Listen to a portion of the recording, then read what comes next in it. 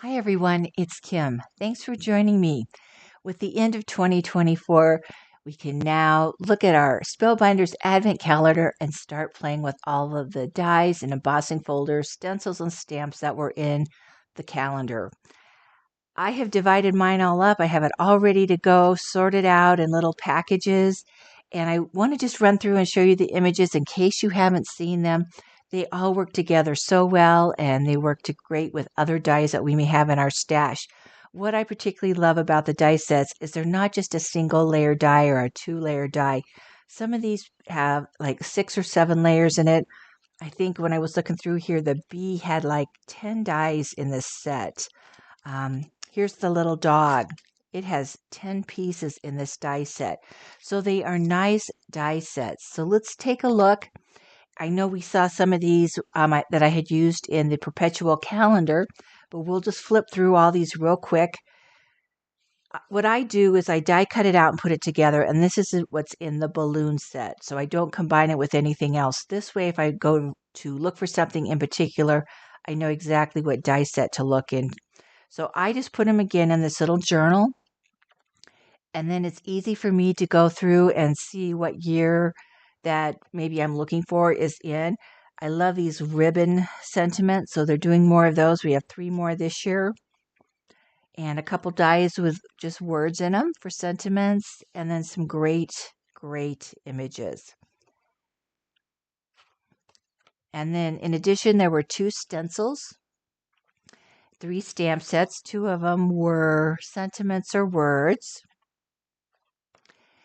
and then 2 embossing folders and 3 packets of the sequins. So a nice selection. Again, nothing is holiday related. So there are items that can be used year round for our cards and projects. So let me just show you a few things that I've done. There's so much inspiration out there. So it's easy to find ideas of something that you might need using these.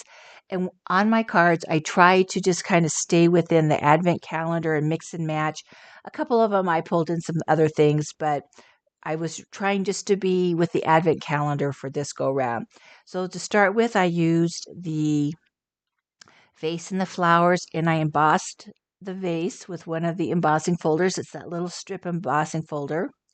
And then I used one of the ribbons, sentiments. Thanks so much. The other 2 are hello friend and happy birthday. So really any of these would have worked just fine on this card.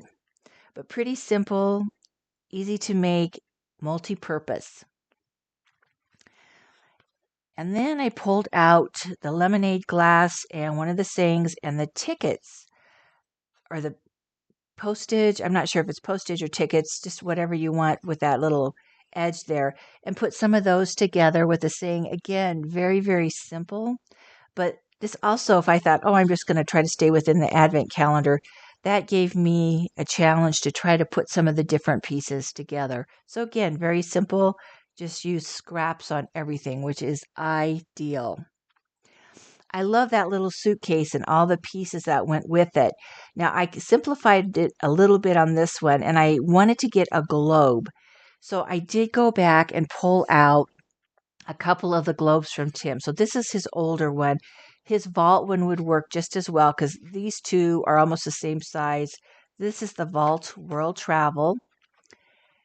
So this is the vault that came. I'm sorry. This is the vault that came this year. There's another one we're going to take a look at, which is very similar in size. So this is the vault one from 2024. And I just like to combine it with the suitcase. The hello is from the air balloon. And I don't know that I would have used hello on this, but you could put whatever sentiment. I did use a little bitty airplane that was on the suitcase here on the globe.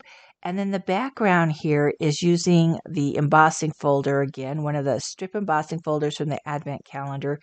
The paper that I used, I know there's a technique to do this, but I found this in where else but the Dollar Tree. It's that scratch art where it's black on the outside, and then you can scratch off.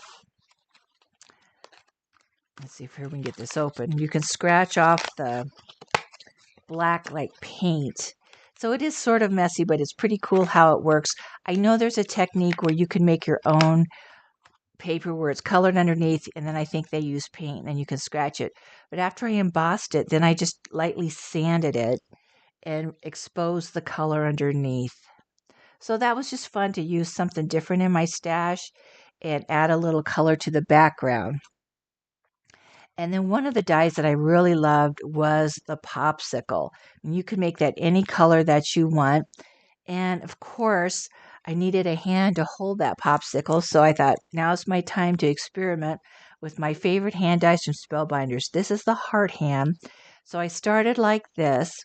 And I know we've altered some of the other ones. So before I did this, I basically cut it in white paper and then cut it up just to try to see how I could change it to make it look as realistic as possible with as few cut lines as possible that you would see. So really the only one you see is the thumb. So hopefully that looks like a somewhat natural hand there. And for the popsicle to make it shiny, I used some tape instead of using some kind of liquid gloss, whatever you may have in your stash to make stuff shiny once it dries. I just used that packing tape and put it over my paper before I die cut it, and that just did the same thing with a lot less mess and took a lot less product to do that than if I was waiting for it to dry. So that looks pretty yummy. That'll taste good this summer. And then Have a Sweet Day is from one of the stamp sets. And here again is that embossing folder. And because it's a strip embossing folder, I could just lay it along its side and just keep going. I did the same thing here because this is wider than the embossing strip. So just emboss, pick it up, move it over, emboss the next section, and then you can have as large as you want it. So that'll be perfect for the summer. Another fun one that I loved was the dog. And this time I decided to use it with a stencil, but you can do whatever you want with that dog, whatever color. He's just a cutie. And the You Made My Day is again from one of the die sets from Advent. And then this little heart, I believe is with the dog. Yes. So again, mix and match, mix and match. And then I just have to say the gems I had in my stash, again, from good old Dollar Tree. I finally decided that if you're into gems, just check out their area where they have all their fingernail care, because I think they get things, it's like special display things in, and then once they're gone, they're gone. So I managed to hit it right. And in one store, I found these. So these were like sold separately. So $1.25 each. So it never hurts to keep checking. So every time I go into the Dollar Tree, I check out what new products, in case they might have some more of those gems for your fingernails. And if you see them, you better buy what you want, because I hit it at one store and then I never see him again. So anyway, I love this little dog. I've actually used him for a little thank you note to someone who has a dog somewhat similar to this. So that was perfect for her. And then back to world travel again. This time I used a different globe, but from Tim. Now this is an old one. This is called Globe Mini.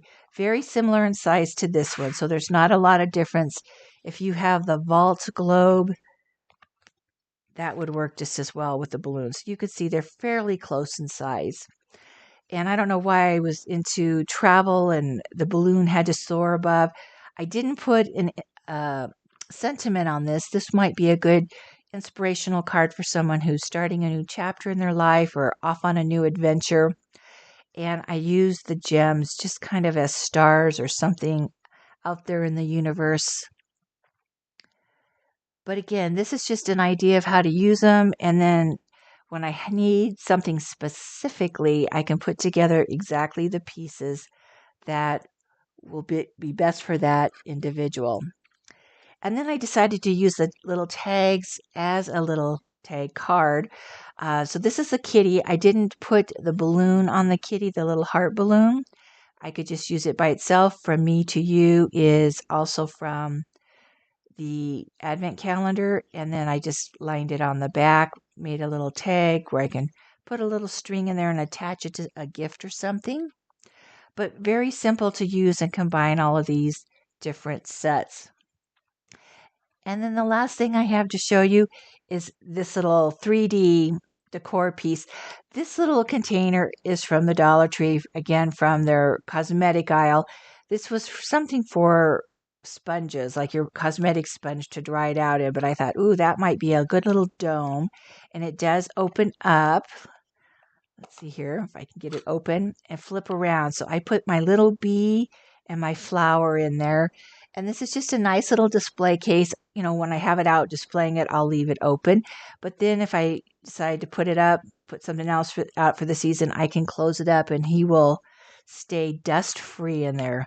But an easy way to take something that is not meant to be a dome and using it for a crafty project. So, with all the other inspiration out there, I hope this maybe gives you a few new ideas of what you can do with that Advent calendar. If you weren't sure if you were interested in it, but now after seeing all the samples that are out there in the world, check with your local paper crafting store and see if they still have one by chance in stock or if they can get one. I don't know if they're totally sold out yet or not. But once again, Spellbinders has not disappointed us with another great year for the Advent calendar for all paper crafting needs that we may have. So thanks for joining me, and I'll see you again in a future video.